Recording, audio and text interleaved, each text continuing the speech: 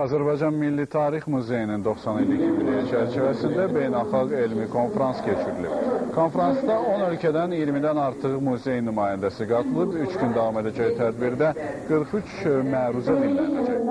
Tədbir iştirakçıları üçün içəri şəhər, Suraxanı Ateşgahı, Mərdəkan qalalarına ekskursiyada planlaşdırılır.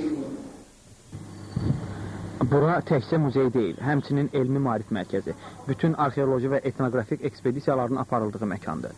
Burada təqdim edilən ekspozisiyalar müxtəlif tarixi mərhələləri əhatə edir.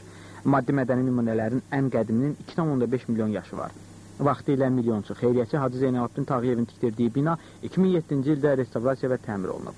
Binanın şərq memarlığına uyğun 100 il bundan əvvəlki incə naxışları yüksək ustalıqla bərpa edilib. Muzeydə çox şeylər dəyişilmişdir. Muzeyin həm ekspozisiyası dəyişilib, həm fondları dəyişilib. Muzeydə yeni vitrinlər, kompüterləşdirmə, sonra işıq effekti, bax bunlar hamısı yenidir.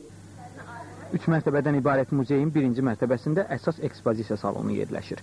Buradakı hər bir əşya haqqında Azərbaycan, Rus və İngilis dilində məlumat lövhələri var. İkinci mərtəbədə Hacı Zeynalabdin Tağıyevin xatirə muzeyi yerləşir. Muzeydə Tağıyevə məxsus əşyalar və digər eksponatlar saxlanılır. Xeyriyyətçinin istəyi ilə o vaxt şərq zalının bəzədilməsinə 9 kiloqramdan artıq qızıl tozu sərf edilib.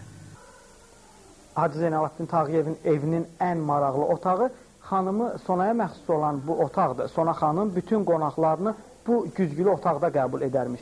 Ümumiyyətlə, Hacı Zeynalabdin Tağıyev bütünlükdə bu sarayı həyat yoldaşı Sona xanıma hədiyyə etmişdir. Tavan işləmələrində Hacı Zeynalabdin Tağıyevin adının baş hərfləri həkk edilib. Bu hərflərə milyonçuya məxsus qab-qacaqda da rast gəlinir. Hazırda Tarix Muzeyində ümumilikdə 6 şöbə muzey əşyalarının bərpası laboratoriyası və kitabxana fəaliyyət göstərir.